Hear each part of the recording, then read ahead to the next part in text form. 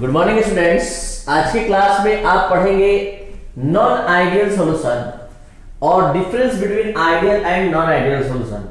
आपको बता दें कि पिछले क्लास में हम आइडियल सॉल्यूशन के साथ साथ नॉन आइडियल सॉल्यूशन के बारे में भी बतलाए थे। तो आज नॉन आइडियल और साथ ही साथ नॉन आइडियल सॉल्यूशन के टाइप के बारे में भी हम डिस्कस करेंगे, जो कि राउल्ट के नियम से निगेटिव डिविएशन और पॉजिटिव डिविएशन शो करता है। तो डेविएशन जो होने का मेन रीजन है वो पिछले क्लास में समझाया गया था कि सिमिलर मॉलिक्यूल के बीच का फोर्स ऑफ अट्रैक्शन जब डिसिमिलर मॉलिक्यूल के फोर्स ऑफ अट्रैक्शन के इक्वल होता है तो वो लिक्विड पेयर्स जिसमें कि सिमिलर मॉलिक्यूल के बीच का force of attraction dissimilar molecule के फोर्स ऑफ अट्रैक्शन के इक्वल होता है, वह विलयन जो होता है, आदर्श विलयन होता है, वो राउल्ट के नियम का अनुसरण करता है। और जहां इक्वल नहीं होता है सिमिलर मॉलिक्यूल के बीच का force of attraction dissimilar molecule के फोर्स ऑफ अट्रैक्शन से, तो वहां राउल्ट के नियम का फॉलो नहीं करता है, अनुसरण नहीं करता है, तो वह घोल अनादर्श घोल होता है। तो जरा समझे एक बार फिर से, थोड़ा सा रिकैप देते हुए पिछले क्लास का, क्योंकि यहां जरूरत है। तो ये एक सॉल्यूशन है जिसमें सॉल्यूट के रूप में कंपोनेंट ए है और सॉल्वेंट के रूप में कंपोनेंट बी है।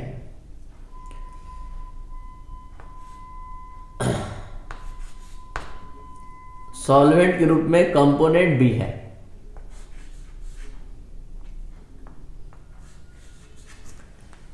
तो इसके बीच का फोर्स ऑफ अट्रैक्शन कहलाएगा सिमिलर मॉलिक्यूल के बीच का, समान अणु के बीच का आकर्षण, और इसके बीच का आकर्षण भी कहलाएगा समान अणु के बीच का आकर्षण, और इसके बीच कहलाएगा असमान अणु के बीच का आकर्षण। तो जब समान अणु के बीच का आकर्षण, समान अणु के बीच का आकर्षण घुल्ले के बीच या घुलक के बीच, असमान अणु के बीच का आकर्षण बल के पूरा बराबर होता है, तो उस केस में हमेशा घोल आदर्श घोल होता है। वो राउल्ट के नियम का पालन करता है, अनुसरण करता है। अनुसरण करने का अर्थ है कि घोल के कुल वाष्प दाब का मान राउल्ट द्वारा निर्धारित कुल वाष्प दाब के मान के बराबर होता है।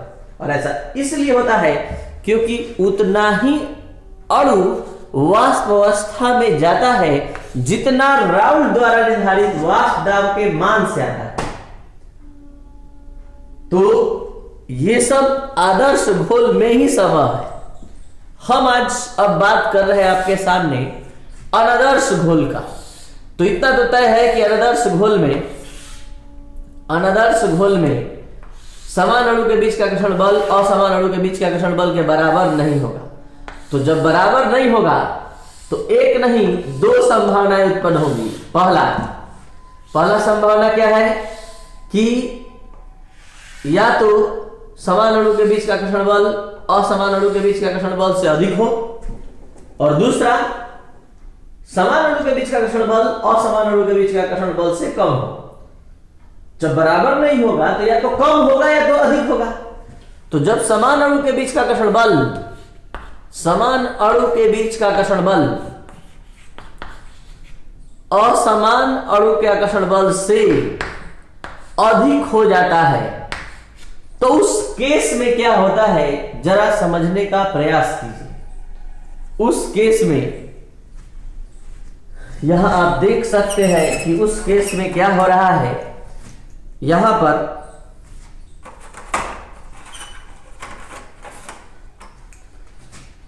ए और ए के बीच का जो अट्रैक्शन है, बी और बी के बीच का जो अट्रैक्शन है वो अधिक है, लेकिन ए और बी के बीच का जो अट्रैक्शन है, डिसिमिलर मॉलिक्यूल के बीच का जो फोर्स ऑफ अट्रैक्शन है वो कम है। ये डॉट इशारा है कि सिमिलर मॉलिक्यूल के बीच का force of attraction dissimilar molecule के बीच के फोर्स ऑफ अट्रैक्शन से कम है, यानी समान अणु के बीच का आकर्षण बल अधिक है ये आकर्षण बल, क्योंकि ये गहरा लाइन खींचने का मकसद यही है कि ज्यादा बल से आकर्षित है। और यहां असमान अणु के बीच का घर्षण बल कम है तो क्या होगा, ज्यादा अणु सतह को छोड़ेगा और वाष्प अवस्था में जाएगा, और ऐसा होने से क्या होता है, वाष्प दाब का मान राउल्ट द्वारा निर्धारित वाष्प दाब के मान से अधिक आता है। किसी अवयव का आंशिक वाष्प दाब का मान राउल्ट द्वारा निर्धारित वाष्प दाब के मान से अधिक आता है। तो ये होता है राउल्ट के नियम से धनात्मक विचलन प्रदर्शित करने वाला अनादर्श घोल। अनादर्श घोल ये भी है और अनादर्श घोल ये भी सिचुएशन वाला है जिसमें समान अणु के बीच का आकर्षण बल कम हो जाता है और असमान अणु के बीच का आकर्षण बल अधिक हो जाता है। तो इस केस में क्या होता है, तो इस केस में समान अणु के बीच का जो आकर्षण बल है वो कमजोर हो जाता है। समान अणु के बीच का जो आकर्षण बल है वो कमजोर हो जाता है और जो असमान अणु के बीच का आकर्षण बल है वो मजबूत हो जाता है। यानी कि असमान अणु के बीच का आकर्षण बल जहां मजबूत होता है, सभी अणु एक नेटवर्क में एक संयोजन के अनुसार जुड़ जाते हैं, और जब सभी अणु आपस में जुड़ जाते हैं तो बहुत ही कम अणु अपने सतह को छोड़कर वाष्पित हो पाता है। बहुत ही कम अणु अपने सतह को छोड़कर वाष्पित होता है। तो होता क्या है कि वाष्प दाब का मान राउल्ट द्वारा निर्धारित वाष्प दाब के मान से कम हो जाता है।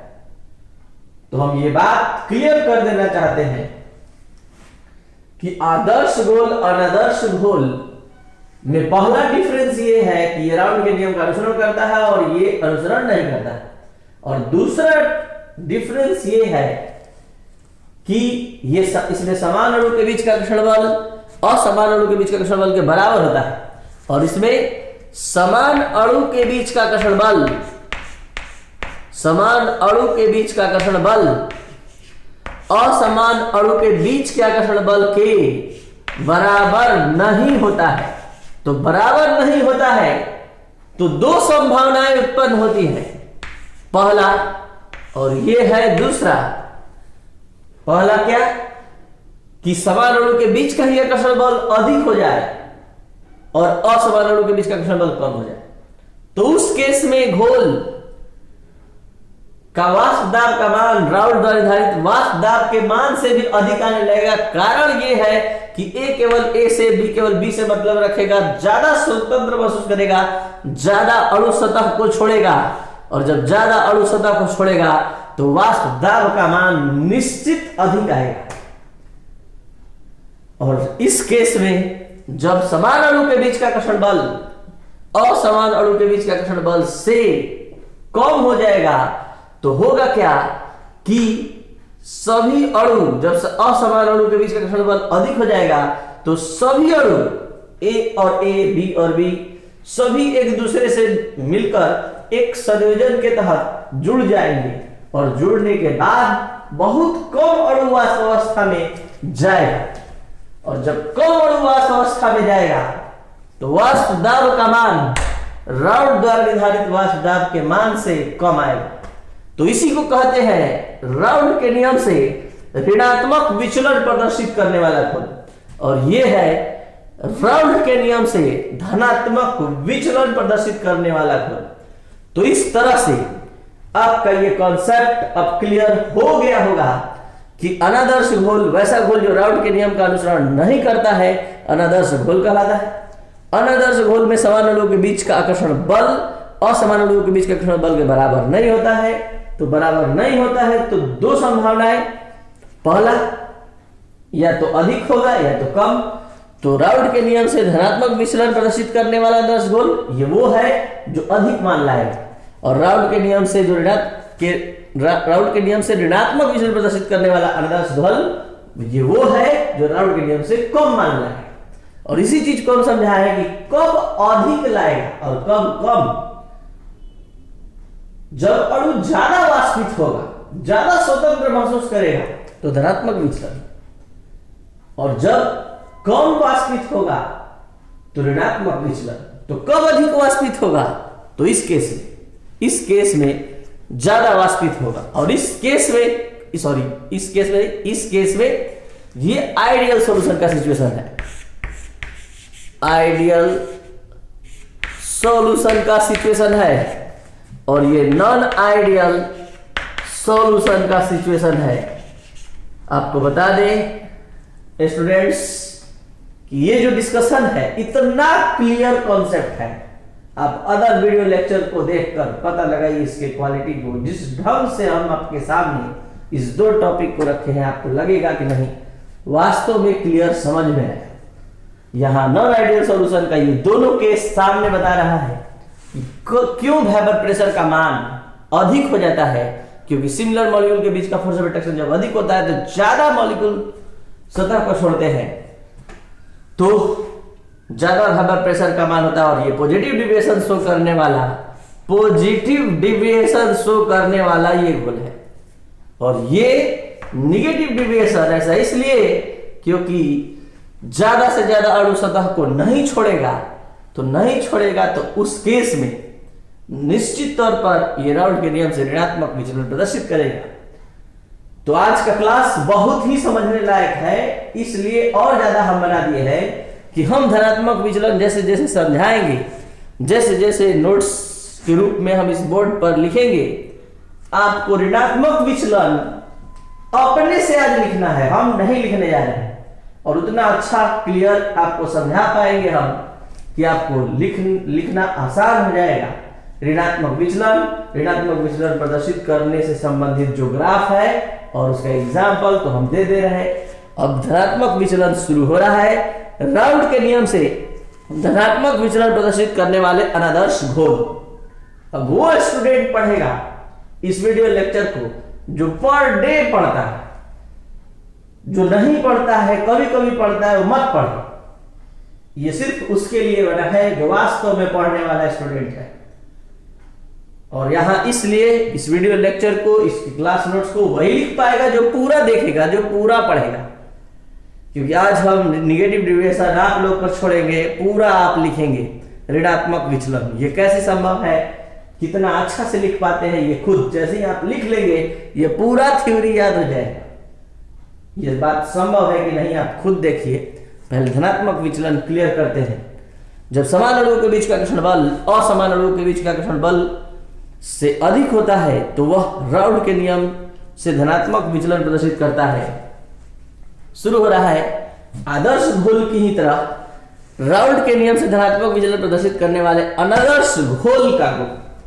तो जस्ट उसी तरह से अनादर्श घोल का गुण लिखना है। पहला गुण क्या लिखे थे आप लोग को याद होगा, क्या लिखे थे कि आदर्श घोल के लिए किसी अवयव का आंशिक वाष्प दाब का मान राउल्ट द्वारा निर्धारित वाष्प दाब के बराबर होता है। और यहां बराबर नहीं, उससे अधिक होता है, क्योंकि यह धनात्मक विचलन है, अधिक मान लाएगा। तो यहां पर क्या लिखेंगे आप, यहां पर लिखेंगे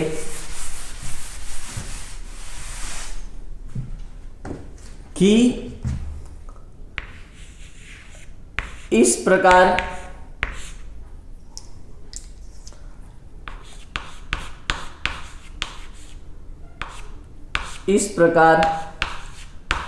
के अनादर्श घोल के किसी अवयव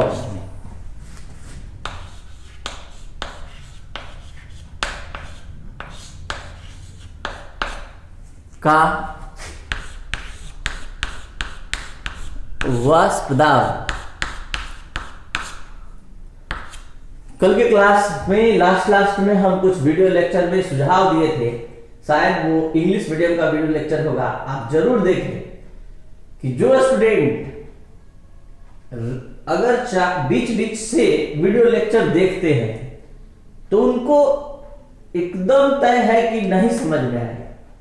कुछ स्टूडेंट को मन नहीं लग रहा है। इसका मेन रीजन ये है कि आप एक सीक्वेंस में लगातार वीडियो लेक्चर को नहीं देख रहे हैं। आप एक फिल्म भी देखते हैं तो शुरू से नहीं देखते हैं तो अच्छा नहीं लगता है, समझ में उतना नहीं आता है। जस्ट लाइक उसी तरह यहां भी कॉन्सेप्ट लागू होता है। और ये भी हम बताए थे, जैसे बुक का आप कोई चैप्टर एक बैग खोल ले और चैप्टर का कोई भी पेज और पढ़ना शुरू कर दे तो आपको समझ में नहीं आता है। वही अगर शुरू से उस चैप्टर को पढ़े तो समझ में आता है। तो वैसे ही यहां भी लागू होगा कि आप इस बात को समझें, लेक्चर 1, लेक्चर 2, लेक्चर 3 होते हुए तो यहां तक पहुंचना ज्यादा सही होगा। ज्यादा से ज्यादा 1-2 वीडियो लेक्चर आप उसको देखते हुए कंप्लीट करिए जल्दी से। अब नेक्स्ट चैप्टर स्टार्ट होगा तो वहां कम से कम रेगुलरिटी बनाए रखिए और ठीक से अपना पढ़ाई कंप्लीट कीजिए। अगला चैप्टर नेक्स्ट वीक में सॉलिड स्टेट, जो प्रोजेक्टर के माध्यम से पढ़ाया जाएगा और हर फिगर को, हर 3D फिगर को दिखाकर समझाया जाएगा हर एक टॉपिक को। और अब आगे से पीडीएफ आपको इतना ज्यादा बोर्ड पर लिखा हुआ नहीं मिलेगा, बोर्ड पर से लिखने के लिए भी शायद ना मिले, आपको पीडीएफ फाइल प्रोवाइड किया जाएगा जो कमेंट बॉक्स में उसका लिंक होगा, आपके व्हाट्सएप ग्रुप पर होगा। तो अदर सोर्स से आपको दिया जाएगा। अब यहां केवल समझने के लिए ही मिलेगा। अब यहां पर इस प्रकार के आदर्श घोल के लिए किसी अवयव का वाष्प दाब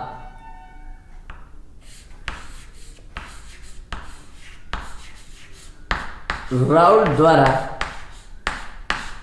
निर्धारित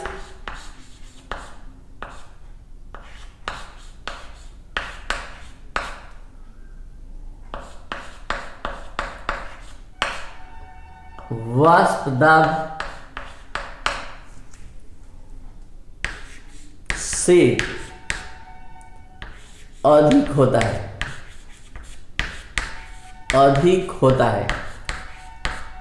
और इसी चीज को आदर्श घोल में लिखवाए थे बराबर होता है। अर्थात क्या हो जाएगा, अर्थात P A is greater than P not A x A। और यही चीज PB के लिए क्या हो जाएगा, PB is greater than P not B x B। और अब सेकंड प्रॉपर्टी आप अपने से लिखेंगे, किस प्रकार के आदर्श घोल के इस प्रकार के आदर्श घोल के लिए किसी अवयव का वाष्प दाब, किसी अवयव के वाष्प दाब की जगह यहां अब हो जाएगा घोल का कुल वाष्प दाब। इस प्रकार के अनादर्श घोल के लिए घोल का कुल वाष्प दाब राउल्ट द्वारा निर्धारित वाष्प दाब से अधिक होता है। तो यहां PS इज ग्रेटर देन हो जाएगा PA प्लस PB। और तीसरा प्रॉपर्टी कि इस प्रकार के अनादर्श घोल के लिए आयतन परिवर्तन का मान 0 से अधिक होता है। चौथा प्रॉपर्टी है कि इस प्रकार के अनादर्श घोल के लिए इंथैल्पी परिवर्तन का मान 0 से अधिक मतलब पॉजिटिव होता है। तो ये था 4 प्रॉपर्टी जिसको आप हिंदी लैंग्वेज में भी लिखेंगे इस पहले की तरह, इसीलिए हमने लिख कर दिखा दिया। दूसरा के लिए एक बार फिर से समझ लें कि इस प्रकार के आदर्श घोल के लिए किसी अवयव का वाष्प दाब राउल्ट द्वारा किसी अवयव की जगह पर यहां लिखेंगे घोल का कुल वाष्प दाब राउल्ट द्वारा निर्धारित कुल वाष्प दाब के मान के बराबर होता है। तो ये घोल के कुल वाष्प दाब के लिए है और ये आयतन परिवर्तन का मान 0 से अधिक होता है और यहाँ इंथैल्पी परिवर्तन का मान 0 से अधिक होता है। अब हम बात करने जा रहे हैं कल ही की तरह राउल्ट के नियम से, राउल्ट के नियम से धनात्मक विचलन प्रदर्शित करने वाले घोल का ग्राफीय निरूपण। राउल्ट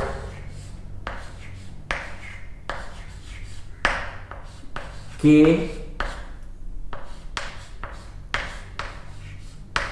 नियम से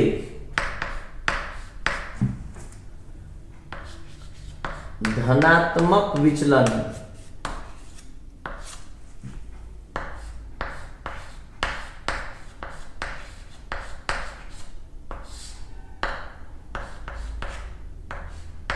प्रदर्शित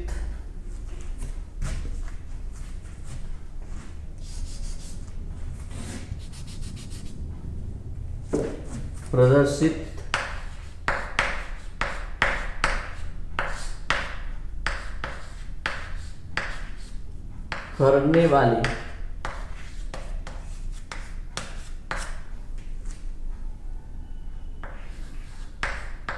घोल का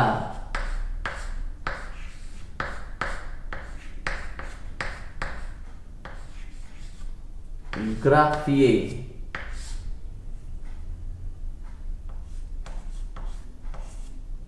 निरूपण ग्राफीय निरूपण। राउल्ट के नियम से धनात्मक विचलन प्रदर्शित करने वाले घोल का ग्राफीय निरूपण। तो कल जो वीडियो लेक्चर आपने देखा उसमें क्या बताया गया था कि अगर घुल्ल के लिए ग्राफ खींचेंगे तो यहां पर इस ग्राफ पेपर पर y एक्सिस पर हमने मोल अंश को लिया और x एक्सिस पर हमने मोल अंश को लिया और y एक्सिस पर हमने वेबर प्रेशर को लिया। तो यहां घुल्ल के लिए अगर ग्राफ खींचेंगे तो ये ऑरिजिन से हम खींच रहे हैं तो यहां पर वैल्यू क्या होगा 0। और कल हम बताए थे कि घुल्ल का या घोलक का किसी का भी मूल अंश का मान अधिकतम कितना हो सकता है 1। तो यहां आदर्श घोल की स्थिति को हम दर्शाना चाहते हैं तो आपको बता दें कि ये आदर्श घोल की स्थिति है। अगर ये घोल आदर्श घोल होता तो ये वैल्यू होता और इसका मैक्सिमम वैल्यू P0A होता। अगर हम इसी ग्राफ पर घोलक के लिए अगर रिप्रेजेंट करना चाहें तो यहां अब ऑरिजिन इधर से काम करेगा तो XB इक्वल 0 और यहां XB इक्वल 1। तो ये ग्राफ इधर से बनेगा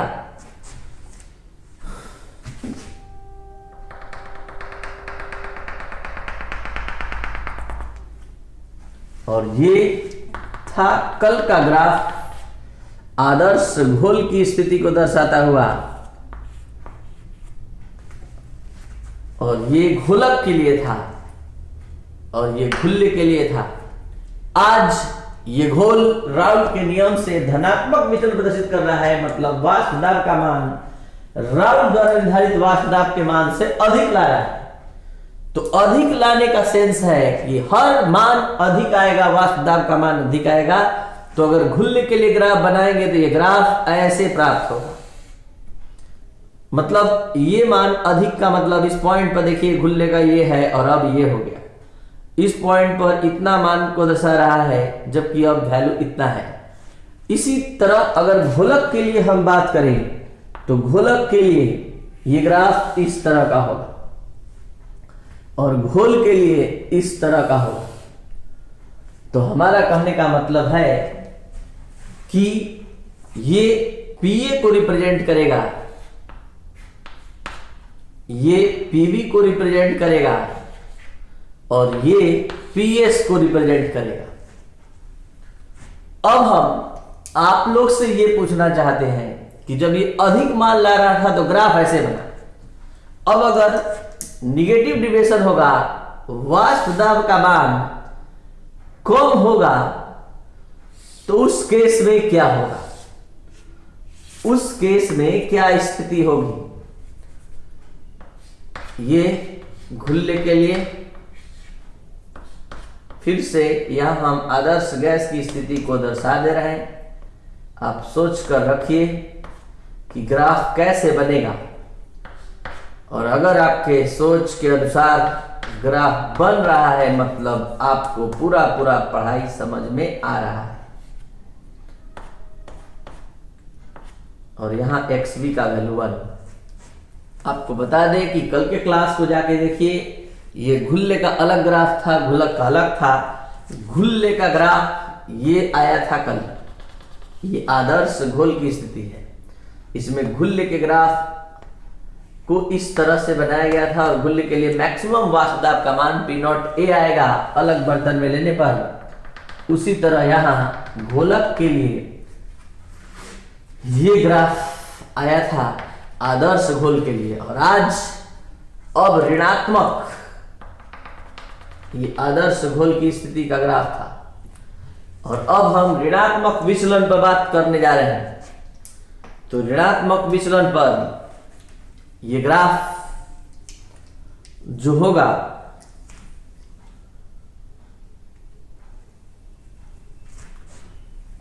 वो इस तरह का होगा, यानी राउल्ट द्वारा निर्धारित वाष्प दाब से कम आएगा, तो निश्चित तौर पर पहले घुल्ले के लिए बात करते हैं, तो ये मान